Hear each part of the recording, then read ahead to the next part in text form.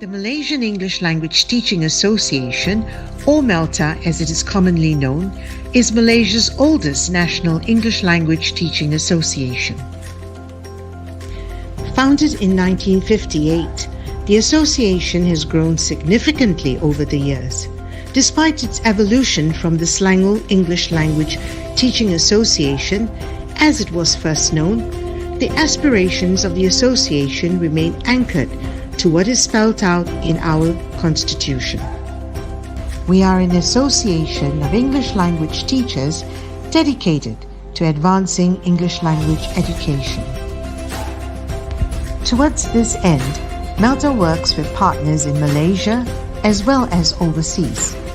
To date, Malta has formal partnerships with English language teaching associations in Japan, South Korea, the Philippines, Thailand, Mongolia, Indonesia, India, Brunei, Hong Kong, Bangladesh, and Taiwan. These partnerships allow Malta to engage in continuous dialogue with other English language teaching associations, and in doing so, create opportunities for the professional development of our members on a global scale. Within Malaysia, Malta is committed to reaching as many English teachers as possible. Towards this goal, we are represented by Malta chapters made up of dedicated teams of English language practitioners. As a national association, the association activities are managed by several bureaus, namely bureaus for training, research and development, publications, special projects, journals, special interest groups, chapters, and technologies. The association is only as strong as its members, so we look forward to your support. Join us and let's work towards our shared vision of advancing English language education.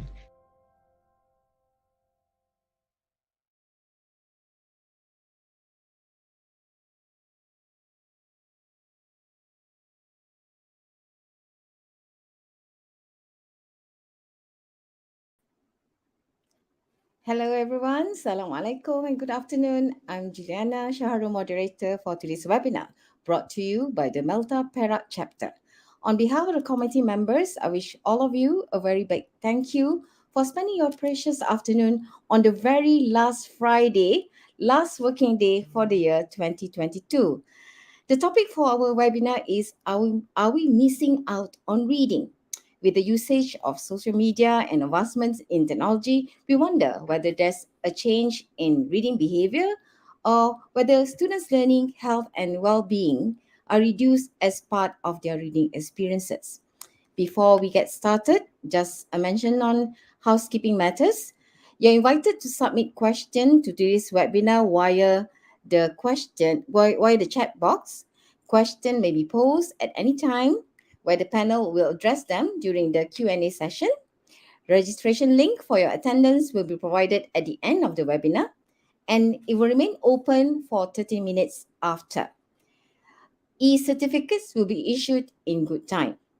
Without further ado, I invite Ms. Farini Ahmad Fadil, our Malta Perak chapter leader, to say a few words. Over to you, Farini. Assalamualaikum and good evening, everyone. Thank you to each and every one of you for being here with us today. Malta Perak chapter webinar today is on Are we missing out on reading? So our esteemed panels are going to discuss on the importance, necessities, the apps, websites that everyone can use for reading purposes.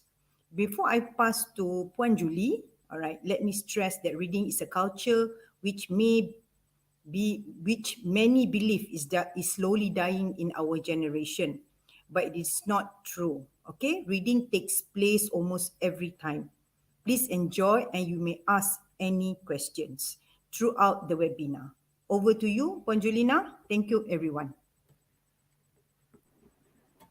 Thank you, Miss Farini, for the welcoming speech. Ladies and gentlemen, it has to be said that reading is the great gateway in the quest for infinite knowledge. To that end, we are greatly honored to have special guests to this afternoon. May I introduce our three panel speakers to share their insight with us today. The first speaker is Dr. Chong Soo Lee. She is a senior lecturer at the Department of Management and Humanities, Institute of Self-Sustainable Building, UTP, Malaysia. She obtained her master's and PhD in education from University of Cambridge, UK, where she was recipient of the St. Edmunds College Dean's Award in 2014. Her research interests are in literacy and language education, particularly in the intersections of multilingualism, multimodality, and mini-making. She is the 2021 recipient of for the United Kingdom Literacy Association's UKLA Brenda Eastwood Award for Inclusion and Diversity in recognition of her literacy work in multilingual, multi-ethnic, and multicultural communities. Her edited book, Charting an Asian Trajectory for Literacy Education, Connecting Past, Present, and Future Literacies, published by Routledge, was recently shortlisted and awarded UKLA's Academic Book Award 2022, making it highly commended for being the only Asian-based title in the shortlist. Hi, Dr. Chong.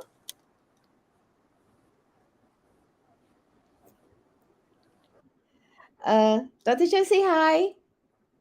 Hi, Julie. Hi. Okay. Okay. We are also like to welcome our second speaker, Associate Professor Dr. Putri Rohani Megat Abdul Rahim. She is a senior lecturer at the Academy of Language Studies, University Technology Mara, Perak branch.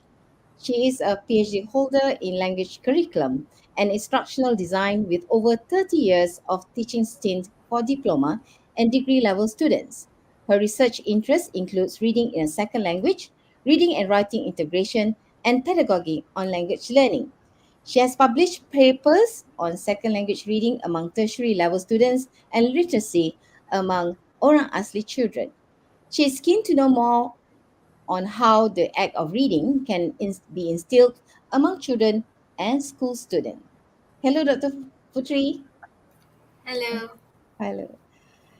Okay, the last and most certainly not least, let us welcome our third speaker, Miss Puan Umaima Muhammad Idris. She is a senior lecturer at IPG Campus Ipoh. Her interests include written corrective feedback, virtual learning environment, and the national curriculum. She teaches multiliteracies and digital innovation to the TESOL teacher trainees. She holds a Master of Science in Curriculum and Instruction from University Putra Malaysia. She is also the MIE expert for 2021 and Wakelet ambassador and Google certified educator level 1 and 2. In recent years, she won the Gold Award in the International Innovation Competition organized by the Academic International Dialogue. She also won Most Liked Virtual Presentation on YouTube. Her other accolades include Gold Award winner for Innovation in Education and Teaching category, a double Gold Award winner for Innovation in Education and Teaching category for higher education institution. So, welcome, Ms. Umaima. Hello, everyone. Thank you, Puan Juliana. Welcome. Okay, I'm truly humbled to be in the presence of these three speakers because I wish I have their experience. Well, with that on the way, let's jump right in. First, I would like to pose this question to Ms. Umaima. Well, does the advancement in technology where information is transmitted at fast pace, knowledge is no longer obtained primarily by reading. For example, nowadays people indulge in podcasts, audiobooks, online videos, whether that such thing and hampers the development of literacy among young learners. What do you say on this? Uh, You're asking me, right? Yes, yes, Miss Ama. Sorry. Okay. Let me start by giving a little bit more of information about myself. I actually have three grandchildren. Okay, the oldest being 5 years old. So if you give a smartphone to a toddler, chances are they'll figure out how to open it, and that is what's happening to my grandson right now. So he can also make some in-app purchases in a matter of seconds. So this technological boom means that children are becoming computer experts at a very young age. So elementary school kids have classes on computers, and many of them have been using their computers and tablets at home well before they started school.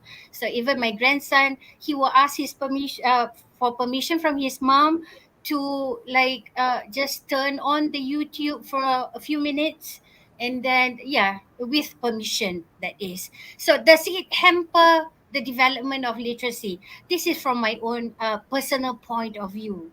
My answer would be yes. Why? Why Especially, so? can you hear me? Yes, yes, All right. clearly. Why do I say yes? Because especially in the development of deep reading skills, I'm talking about deep reading skills. I'm not talking about surface reading, but deep reading skills. Then it will hamper the development of reading skills. Teenagers nowadays are doing a whole lot of reading, but what are the kind of reading are they doing, or what are the kinds of things that we would like to see them reading? Okay, they read WhatsApp. What other things do you think that they read? Telegram messages, maybe, emails, Yes. or notices from their teachers? Maybe. They are reading these messages at a very fast pace. Sometimes they will just leave a blue tick, okay, double blue tick. This causes learners to miss a lot of information, the smaller details that contribute to a holistic, deep reading brain. Their mode of reading is actually involving just getting the main words and doing it fast, which literally neglects the most important parts of reading, like comprehension and analysis. That's what I think. Okay, so when we compare these teenagers to adults like us who grew up reading a printed book or a magazine weekly, inshallah, you will see that adults who are readers have a deep reading brain. So, which is better equipped and developed to use deep reading processes such as empathy and also critical thinking. Okay, so and I see that young learners now have shorter attention span and are not comprehending what they are reading because they get distracted easily. So I also notice this in my grandchildren when they are reading or when their parents are reading to them using an electronic book with sound effects. Parents have to pause in the middle of the stories to stop their children from playing around, because they will usually play around with the buttons on the screen to get the stories. So you see, this is actually why I said that uh, Literacy. Yeah. the advancement in technology actually hampers the development of literacy. Okay. Well, okay. Thank you, Miss Umaima.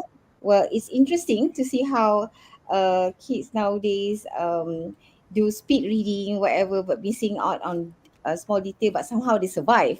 They manage to complete tasks and whatnot. Okay, what would be your thoughts on this, Dr. Chong?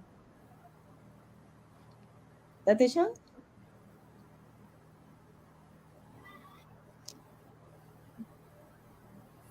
Dr. Chong is on mute, I think.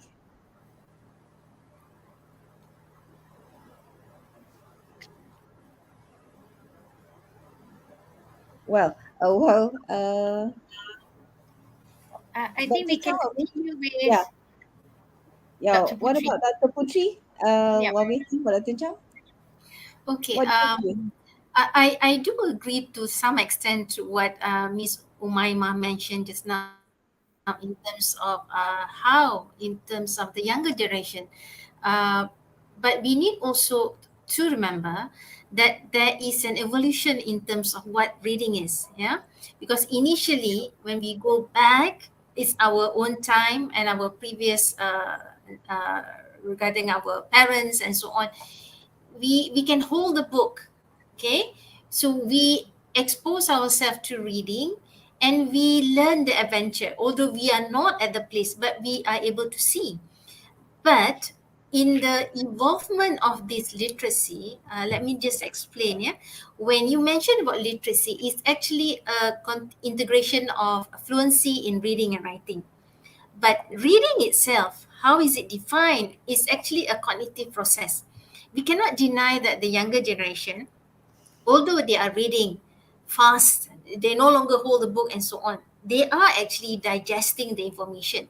Just that the speed and what the materials are the one that they are reading that we are concerned of. We want to know whether they read at surface value or they understand only at surface value, they don't go beyond or deeper. So these are the issues that we will try to tackle, but we cannot run away from in terms of understanding the use of technology, because nowadays everything is at the fingertips. So they can get information very fast. They digest the information fast. So in fact, if we are lagging in terms of how to use this technology in terms of persuading them to read and so on. Yeah, these are the gap. But I mentioned earlier, we cannot run away. There is a thing that we need to hold on, and at the same time we need to move fast according to the pace of the younger generation. Okay, that's my opinion. Yeah, they are what we call we are somehow the immigrant, isn't it? They are the digital Yeah. natives, are we the immigrants? So we try to catch on with Yeah, this trend of reading and try to understand the way their mind works as well. Okay, yes. Dr. Chong, would you like to add your views on this issue on the development of literacy among young learners, whether it hampers them or it enriches them, actually?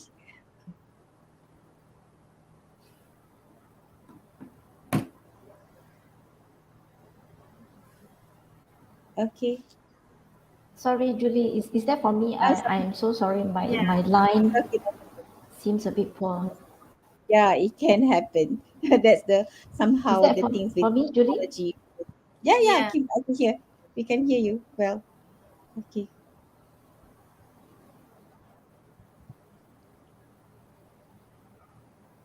Is that for me, Julie? Yeah, yeah, yeah. Yes, Dr. Tong. Dr. Chong, yes. Um, It's what's still the your first question. Yeah. Yeah, still on the first question, whether it hampers development of literacy among young learners, this of all this advancement in technology and social media. Okay. Yeah, yeah. All right. So we talk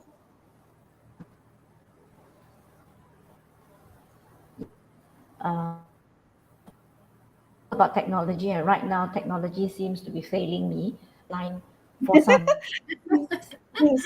uh, Hmm.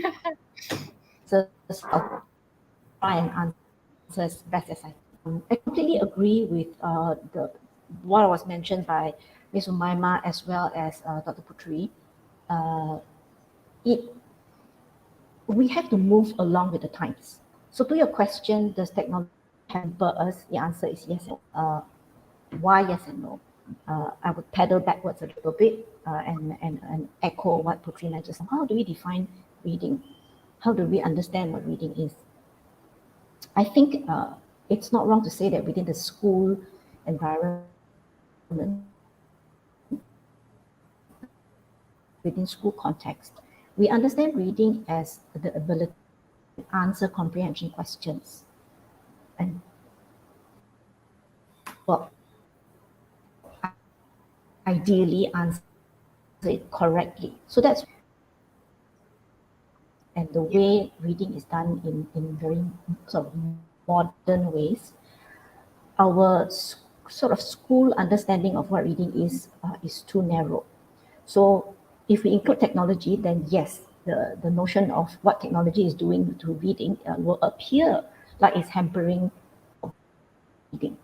But if we expanded the understanding or the definition of what reading is, expanded it, broadened it, and understand that reading is certainly done.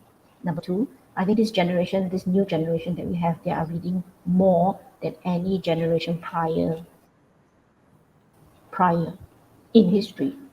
Yeah, the first thing they do, look at our children. First thing they do is they are certainly reading far more than any of our generations before. So if we broaden that understanding, yeah. I think what perhaps we all can do is to begin to broaden the definition or the meaning of what reading can be done,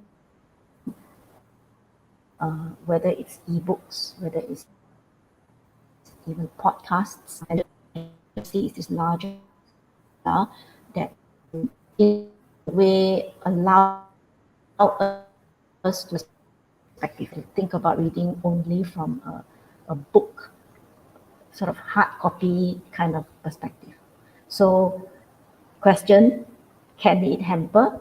Answer, yes, if narrow definitions are used, and certainly not if our definitions are broadened.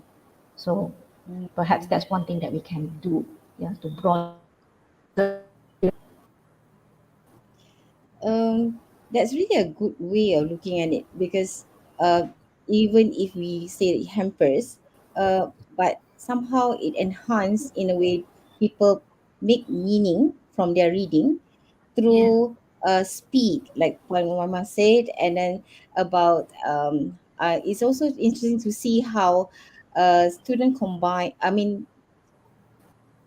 Students or young learners nowadays can combine words with images and make meaning, yeah, Mhm. at high speed, and absorb everything at a fast pace. So that is interesting about their trend in reading also.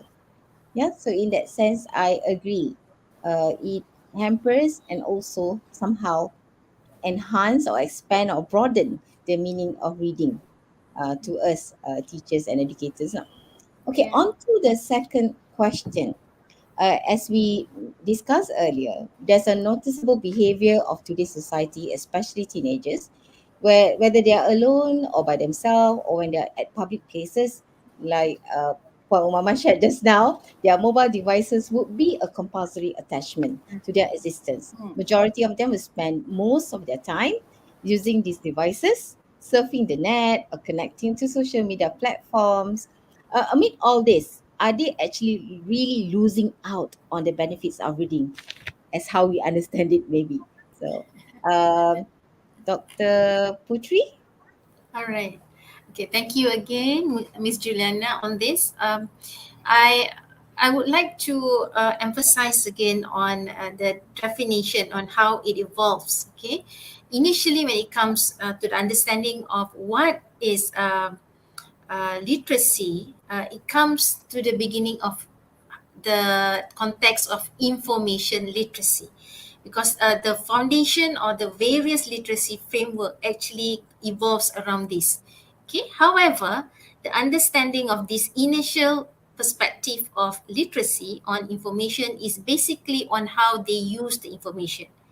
Okay, okay, while current technologies now allow the learner to not only use but to construct and disseminate the information.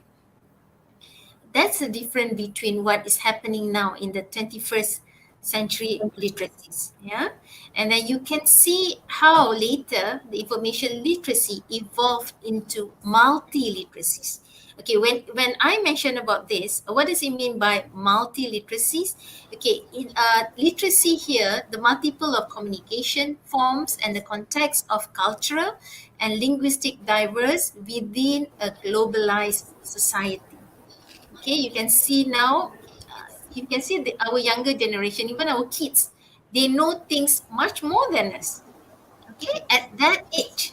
Okay, and then we would be astounded and then ask, where do you get that kind of information? I don't see them reading a solid textbook or whatever. Yeah, but they are able to find the information easily.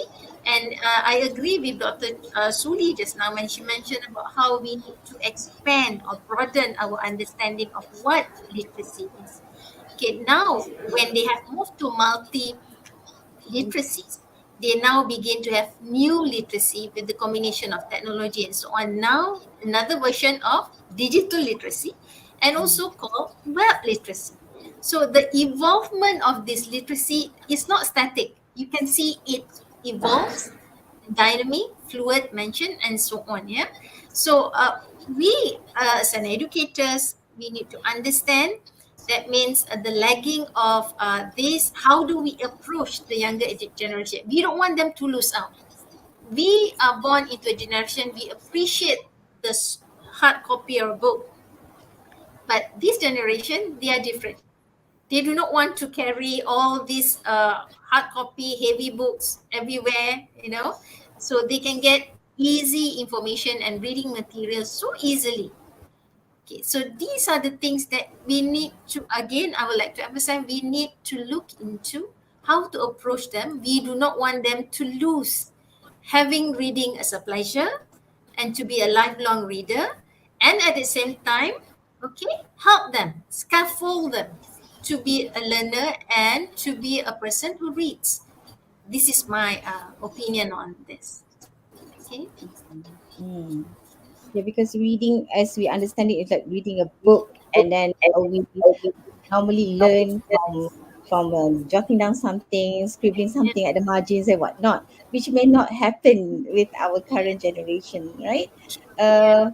Uh, uh, Miss Umaima, would you like to share about how kids nowadays develop, what actually benefits them via this new way of reading, or what do you call it, digital literacy and web literacy and whatnot? Okay. Before I continue with how reading using technology can benefit them, I would also like to just share with you the two benefits of reading lah kan. Mm. Reading provides us with a healthy escape. Meaning Yes. here, reading takes us out of our world and into another world inside the pages of a book. So uh, you're actually involved when you're reading. So even with an ebook or uh, a normal book, okay, you are able to visualize. Mm. And using technology, we can have it through films or TV shows, which Mm. actually enhances the visuals. But if we only fall onto books, paper books, okay, we are actually inventing our visuals. So Yeah. both in both ways, we are actually having this healthy escape for Mm. reading. Okay, and reading also makes us more understanding. Here, we're talking about understanding as it improves a reader's capacity to understand what others are thinking and feeling. It's like we are going into, their minds and reading their minds and understanding how they feel. So we readers can draw a strong connection, right? Mm. Between fiction and performing better using empathy and also social understanding. So we understand people better. Okay. So in both ways, digital reading or paper reading, it's the same thing. So it's just that I have, a bit of reservation when I see teenagers who are connected to social media platforms Mm. like Facebook, Instagram, and TikTok. Uh, Mm. they are bound to be exposed to negative or hate messages, Mm. and online bullying is becoming more rampant. So we also need to address this because more teens are now the target of cyberbullying. So it will actually affect teenagers' emotional well-being. When just now we were talking about one of the benefits of reading is it will make us more understanding and more empathetic towards other people. Okay, so yeah, um, and also but, however, if we teach our children from an early age to be mindful of what they are reading online, okay, Mm. meaning here, you teach as parents or as adults or as educators, we um, teach them or we help them to be mindful of what they are reading, meaning here, read appropriate materials or we can monitor the reading materials, then these children won't be missing out on the benefits of reading. They will love books or e-books for this matter. There's no stopping them. Technology, in fact, can help them to achieve it. That's how I feel when it comes to, the benefits of reading, whether it's going to help them or are they really losing out? No, they are actually not losing out here. It's just that we need to be careful. Mm. It's just like a double-edged sword. Like last time when we introduced television and whatnot, too much of a good thing is Yes. never good for us and things like that. Hmm. All right. Interesting. Dr. Chong, would you like to add anything about the are we really losing out on the benefits of reading?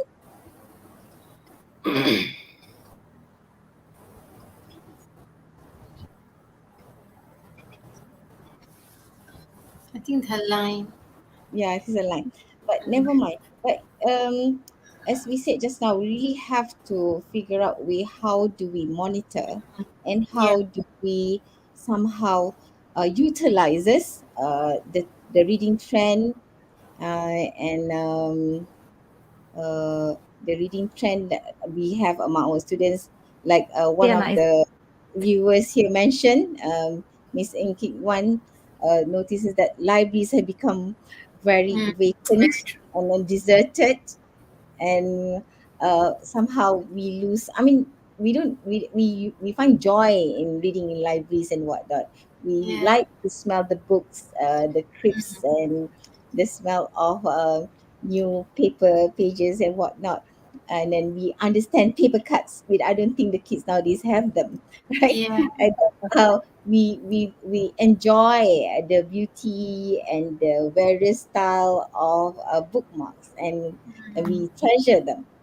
Okay, but we really have to transform not just how we look at the meaning of reading, but Mm. also how to use this, like Dr. Putri mentioned, to scaffold the kids in finding, to not lose the benefits of reading itself by looking and filtering what is good for them and what is somehow affecting them mentally, socially, like case of cyberbully. And Yeah.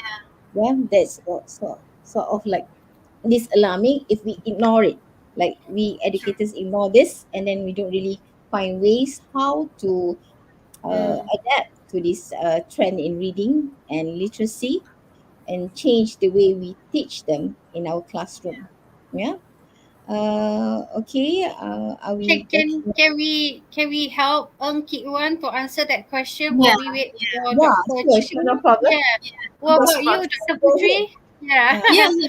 I agree. okay. Do you have would you like to help Kit Wan with the answer, or can I start off? Sure, Okay, you you can go. start off, right, Umaima? Yeah. Okay. So I would like to share what's actually happening in our college. Okay, so at IPG level, our library actually has a monthly exhibition. Okay, so what we do is we will incorporate digital technology and into the exhibition. For example, this month's exhibition is actually on phrasal verbs and idiomatic expressions. So yeah, so we have QR codes, which is actually connected to the meanings of phrasal verbs that we have actually put on the board for for our visitors. Okay, and they do not give feedback at the library, but we ask them to give the feedback online via Wakelet. So you see, it's actually a win-win situation. We want them to go to the library, get books. So we have a few books on phrasal verbs and idiomatic expressions showcased. And we also have,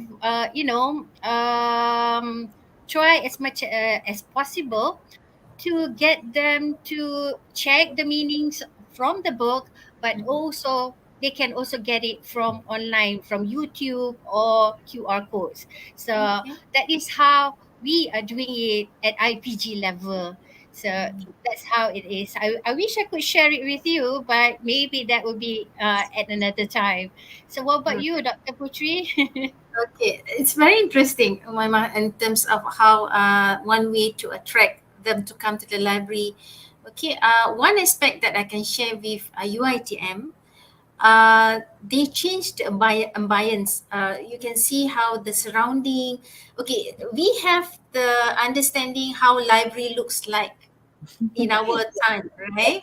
So it looks boring and so on. Yeah, So it's they, social, like just read and yeah. no noise, no nonsense. Yeah, so they don't find it interesting. So now there's a place for them just to sit on a sofa, enjoy. And there will be a small cafe where the students can go there and then just sit for a while. These are the things that we can attract them to come in. And then there is also once, I think, in a semester where they would have activities coming from the librarian who come up with like a game, and then they will come in. Students would enjoy the activity and so on. May not be as often, but at least it's a start.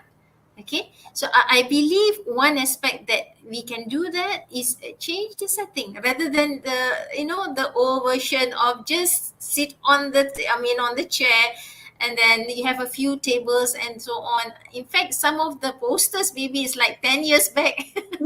Okay, these are Yeah. the things that we can do a bit. To make the library have a feel like Yeah, Starbucks correct. and Coffee Bean, maybe with a multiple type I of think in seating. schools they have sulam, like where nilam, Nilam, and then they yeah, come in. Nilam Whether program. they still have it in school. Yeah, Yes, I think yes, so.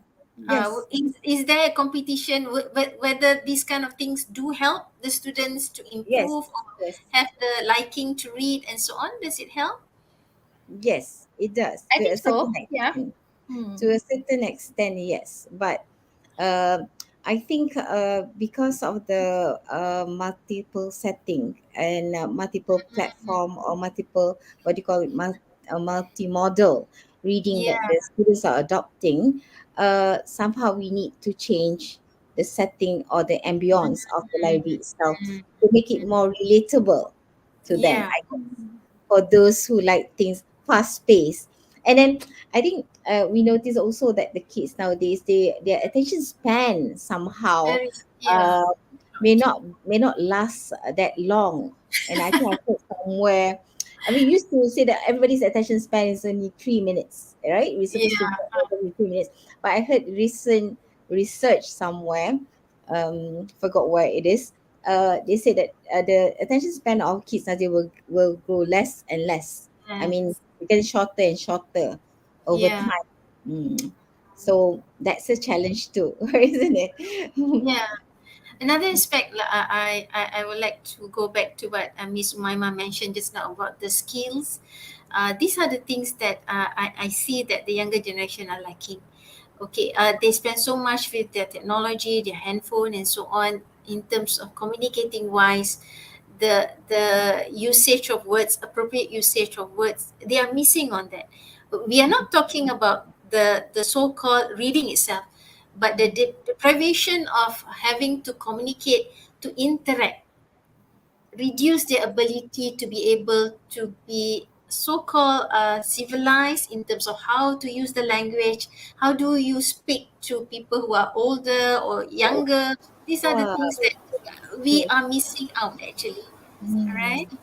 Okay. Yes. Mm. Yeah, it's true. It's true. I'm missing on what they call the tone and Yeah, the accuracy.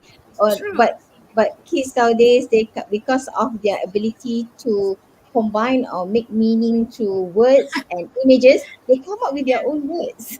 I think I lost track with my kids. I mean, whenever they're communicating, and I can't join or give my input or contribute to the conversation. Okay, Dr. Suli, you're back again. Anything you'd like to add or share with Yeah. us today? Yes. So sorry, ladies, and so sorry, ladies and gentlemen. Again, I hope the internet connection stays on. I know I missed a big Okay. chunk of the conversation, but if I can sort of quickly answer, I think the second question, uh, um, Mm. where Are we they talk really about, using? yeah, I think what's important for us to understand is, as teachers or as parents ourselves, that when our kids are on, for example, social media, it's worrying. But we also have to understand that actually reading occurs there. So what we need to do is, if possible, steer them into what I call meaningful meaning making. Meaning making. I think as literacy researchers, many of us, we don't believe that there's no such that we believe that there is no such thing as a non-reader. It's just Yeah. that the person hasn't found the right book. They just haven't found the right material. So it's buried in there somewhere. So if we can use, could be social media, could be websites, internet resources, but use it in their interest. Steer it towards what they're interested in and drive. For example, say a 14-year-old is visiting a museum with his parents. He could immediately, access websites, resources, historical sites, geographical topography, to look at what happened or the particular event that happened, historical event that happened in that place hundreds of years ago. The parent and the child can have a robust conversation, and it's all live.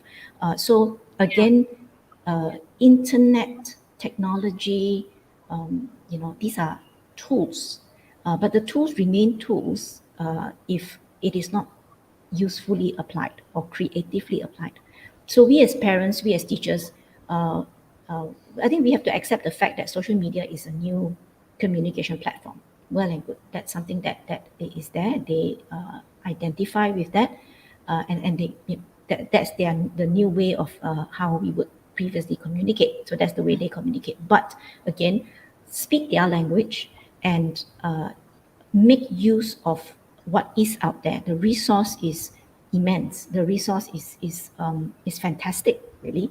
So I think what we need to do is to take that and then apply it in the circumstances, in the situation, and show them that, hey, if you're interested in this particular topic or area, or even I have actually had the opportunity to work with some children. So they were considered to be a little behind in reading. They're in primary school.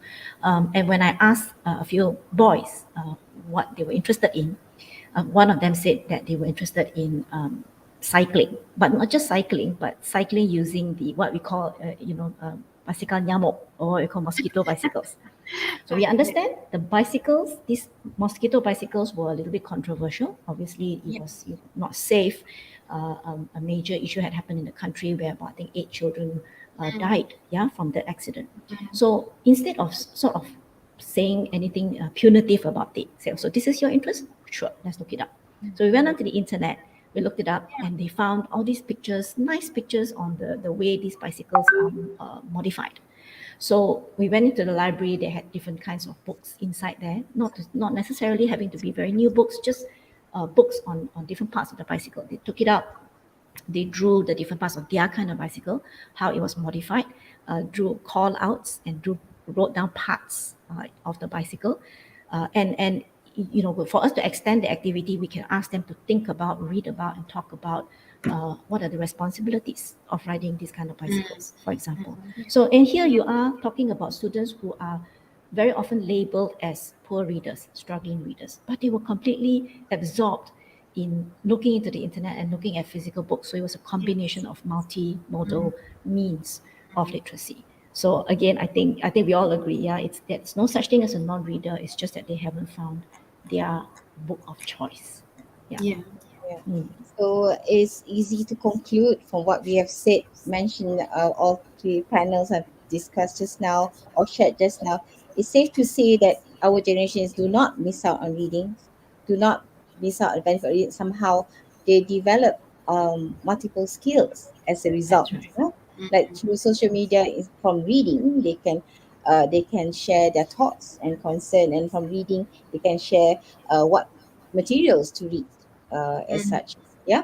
So one of our viewers have mentioned, I think Miss Kumala mentioned that, and the only thing about Nilam program is to find motivation for students to read materials that they like to read. Yeah. Yes, Yeah. yes, still exists, but lack motivation among students to read and participate in it. Yep, we need motivation, and somehow, like Dr. Chong mentioned, maybe we can utilize the social media and create a way as such that they would be interested and motivated to read further or do Yeah. deeper reading, extended reading based on the platform they have.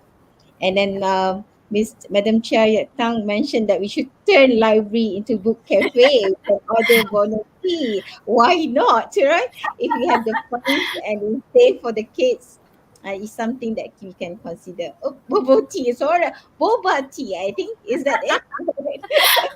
Bubble Okay. tea. Yeah. Yeah, bubble tea. Yes, Bono. Just in of you two, the band. Okay, all right.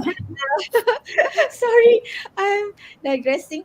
All right. I think my next question, we somehow already discussed a bit just now from the second question, is that what are the various ways for us educators can adopt in ensuring our students or generation somehow do not miss out on the benefits of reading that we know, and more explore further on reading as the expanded version or expanded definition of reading itself. Uh, Dr. Chong, would you like to give your Sure. views or share your ideas? Sure. Yeah. I harken back to what I said at the start of the forum, and that is that we, as teachers, as parents, we ourselves need to sort of break out from the conventional understanding of what reading may have been for us. So first and foremost, expand that definition of reading. We ourselves need to be bold to see that to understand that reading does not always come in a physical book. It may have done for us, but it may not necessarily do for children in today's generation. But beyond that, I think the first step is, as parents and teachers, we ourselves should be beacons of reading. I think nothing is as intriguing for a child than to see an adult engaged in a book, an e-book, even Wikipedia for the matter. I know sometimes there's this notion that it's not the most trusted uh, uh, resource, but it is rich with information. Yeah. So even reading Wikipedia websites, for example, if I'm, let's say, engaged in, my child comes and sees, oh, mommy, what are you doing? Then I can share. Yeah. So again, as parents and teachers, we ourselves first have to be beacons of readers. And then after that, second would be that expand the definition of reading. Understand that reading can come in multimodal forms, not just in alphabet-centric forms. Children should be given picture books. I think in Malaysia we don't use it enough. In many of the progressive, more advanced countries, picture books are legitimate texts for reading. That means these are books that are beautifully designed and illustrated, and there is not a single word in the book, not a single word. So sometimes as Malaysian parents, you think, oh, if there's not a single word, then it's not a book. Why should I spend money buying? But these are, again, different forms of literacy, and they are brilliant for early and emergent literacy. So children who maybe 3-year-old, 4-year-olds may not know yet at that point so-called how to decode, but they already learn the mechanics of reading. turning a page, something we take so much for granted, is not natural to the human being. They have to learn how to do that. Holding the book upright, understanding that the book opens from this side left to right, and rather than the other way, or how words move, how we write our words from left to right. Again, if you're using a Chinese book, and if it's the very conventional classic Chinese book, Chinese characters, they go from right to left. Jiaoyi is written from right to left as well. So all these are conventions that, again, emergent literacy, emergent reading will benefit. And then the other thing is for, let's say, maybe not emergent readers, but let's say primary school into secondary school, constantly allow our children to read what they like. I think I understand it's not easy to move away from high stakes testing. I understand it is something that is there. I do appreciate that to a certain extent. I think our education system is trying to kind of detach from that. So, examinations have been removed, or major examinations have been removed. So why not take the opportunity to have much more freedom for the child to choose what they want to read. If it's comics, well and good. We've got brilliant manga comics. I have colleagues when I was doing my PhD, they were doing research on manga illustrations. Did you know that there's a difference between the shape and the size of the sweat beads on the manga characters? Not The sure. smaller the sweat beads, it means something else. Bigger sweat beads, something else. Sweat beads from the eyes, Wow. something else. Sweat bead from the side of the mouth, another meaning. They are full of interpretation. So we cannot underestimate comics, for example. So go with the child, allow the child to choose what they want to read. And as parents and as teachers, we know where the resources are. But we guide the child on where to get these resources. But again, whatever they are interested in, go with that. And I think we won't go wrong, I suppose, if we follow that. Yeah. Okay. So Dr. Chong have give a suggestion on making learning somehow more personalized. That means we allow the kids to choose what they like, and somehow this will provide the motivation they need for reading. Yeah. Yeah. Uh, how about Miss Umaima? Would you like to share your ideas on strategies to help our generation to benefit from reading? Oh, I actually have the same ideas like Dr. Chong. It's just that I've taken this quote from Mary Kay Utek. It says here, our task is to provide an education for the kind of kids we have, not the kids, not the kind of kids we used to have or want to have, or the kids that exist in our dreams. Yeah. So here it says everything that it actually sums up what Dr. Chong has said, right? So first we need to find suitable materials that interest our learners, because interest is the crucial thing for enjoying reading activities, right? So when your students are excited to engage in reading written materials, then they'll be delighted to find new information, and they will be encouraged to read more. So this will be very helpful in mastering reading. So maybe again, well, if I'm not mistaken, I read it somewhere and it was already announced that our deputy education minister, the former deputy education minister, has actually allowed handphones to be brought to school. So, as educators, maybe we could create a technology-free zones. I mean, I know that sometimes we need technology, but sometimes we can just, encourage them to create a more reading friendly atmosphere by keeping books around, and then comparing them with what they can find online. So at least, we have some quiet time reading. So that we can have, create technology free zones. But if you can't beat them, join them. Join them. So, so yeah, again, we can find lots of online apps that promotes reading habits, right? So we have Kindle. I mean, yeah, Kindle is expensive, but most teachers now are given Microsoft Teams, and with Microsoft Teams comes Microsoft Reading Progress tools. So we can use that to help students read and promote reading habits. So I think that's what I have. It actually echoes what Dr. Chong has actually said earlier. Yep, correct. Yeah, because readings, we really need to find materials that's suitable because, as we all know, readings, what do you call it, receptive skills in order for us to develop other productive skills.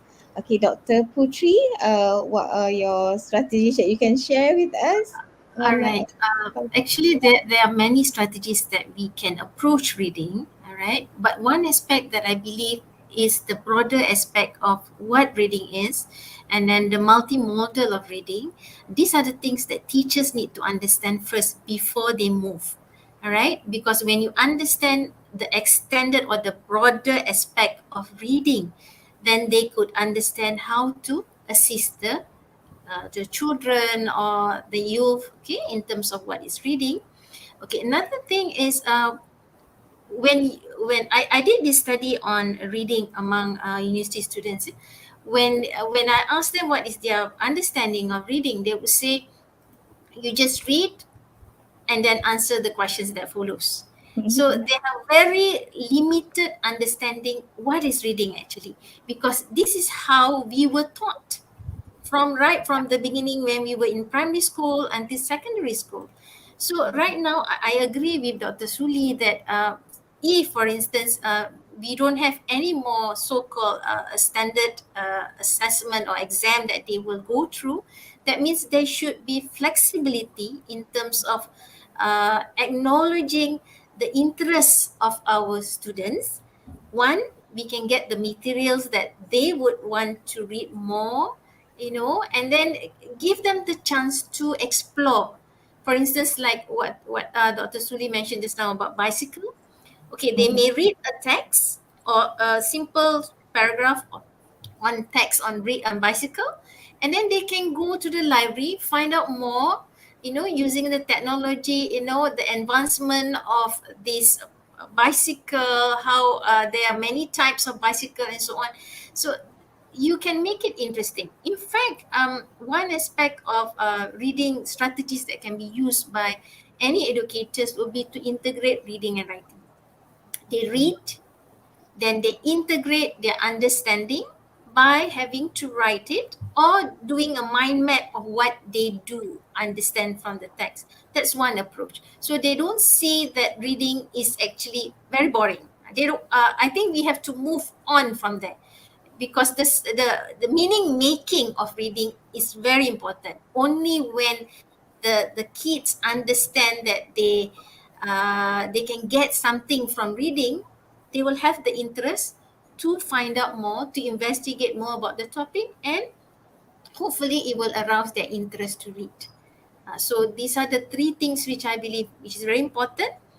The the broadened perspective of the educators on what is reading, combine it with the so-called traditional understanding together with the new technology of multiliteracies or multimodality of reading, and then provide the strategies on approaching them, making reading fun, making reading as meaningful, rather than just read and understand and then just to answer the questions that follows. Okay, so these are my understanding of what we educators can assist. All right. Yeah, thank you, Dr. Putri. It's more or less like trying to be creative or making reading, how to come up with creative responses to Mm. what they have read from their reading material that of their choice. So will make meaning making more relatable for our kids and somehow help them to develop all these reading skills that they should have from the very beginning. Okay. Oh, time Sorry, flies Julie. very fast. Yes. Yes, Juliana, Dr. sorry.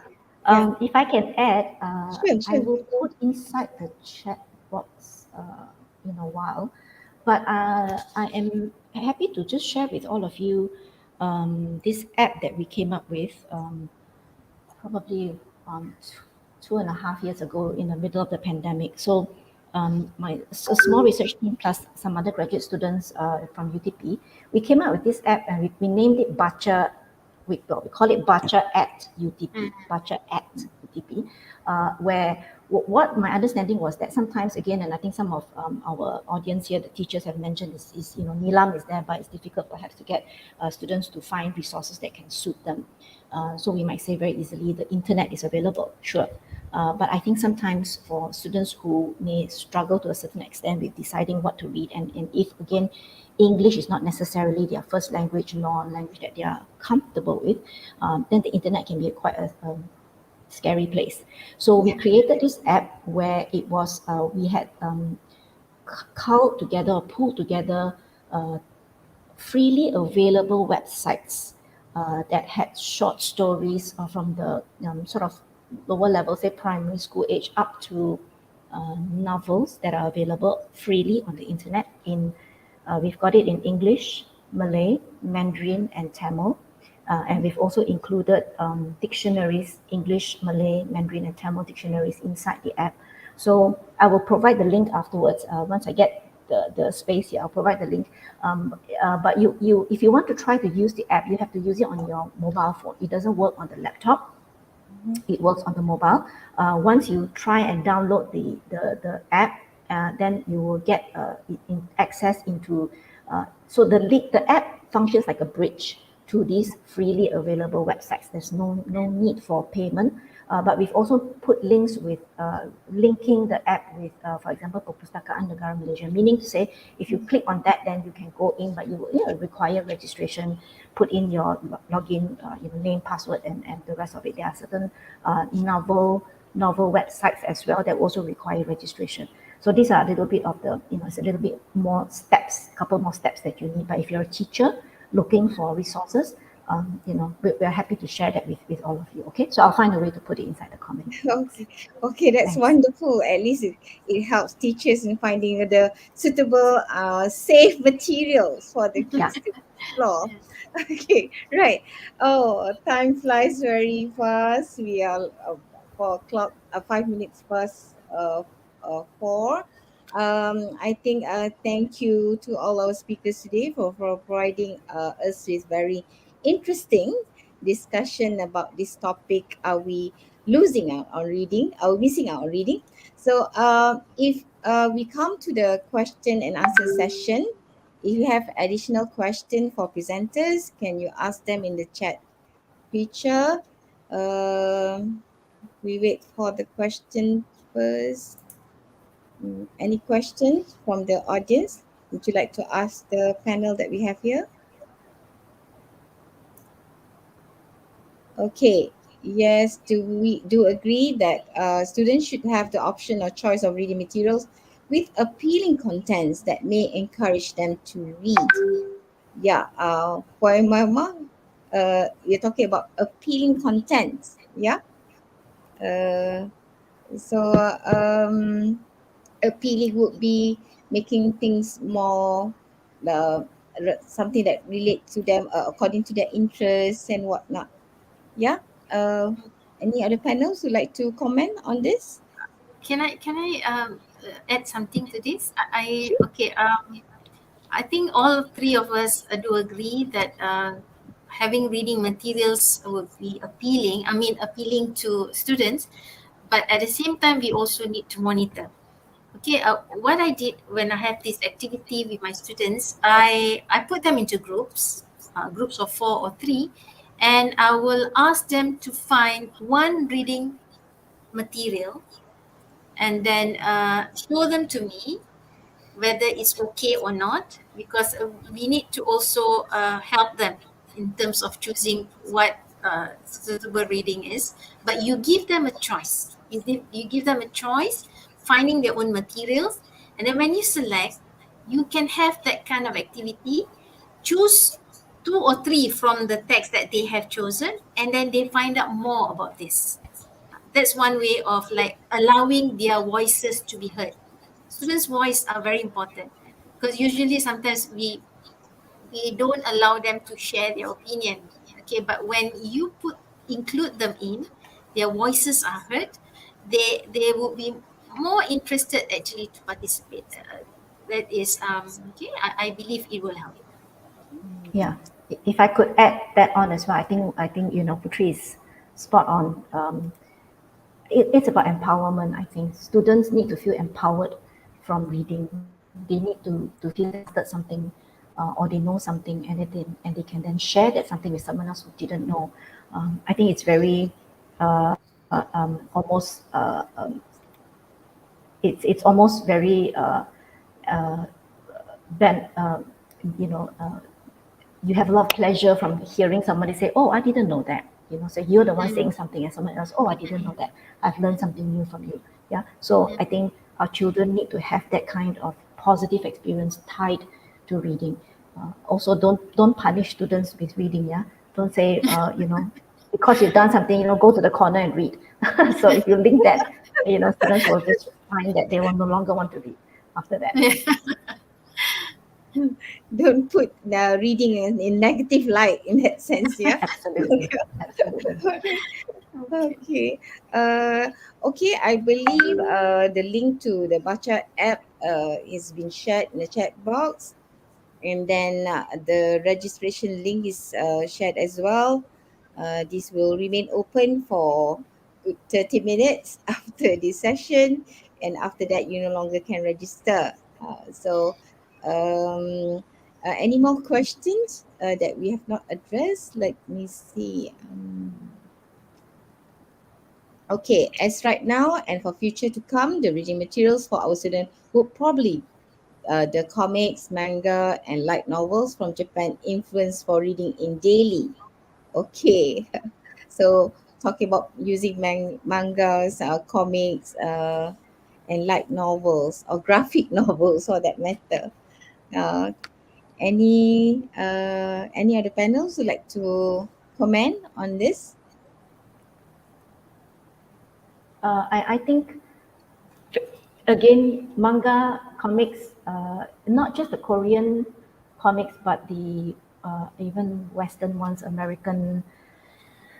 Presumably, let's look at, let's say, gender differences. There may be perhaps boys who may prefer Marvel, DC, these productions. But of course, I agree with Putri. We also, to a certain extent, have to monitor. Many of these comics are also quite adult-based Yes. things. But having that kind of so-called monitoring, again, comics, graphic designers, artists, and storytellers, yeah, in comics, to a certain extent, they I think have that leeway of covering perhaps topics that are a little bit perhaps difficult to discuss. So again, comics become a great space for perhaps difficult topics to be discussed, and for then students and young people to read those topics, and for us teachers to actually almost come across cool when we are able to use comics Yeah. and ask critical questions to comics. So yes, comics might seem a little bit underground.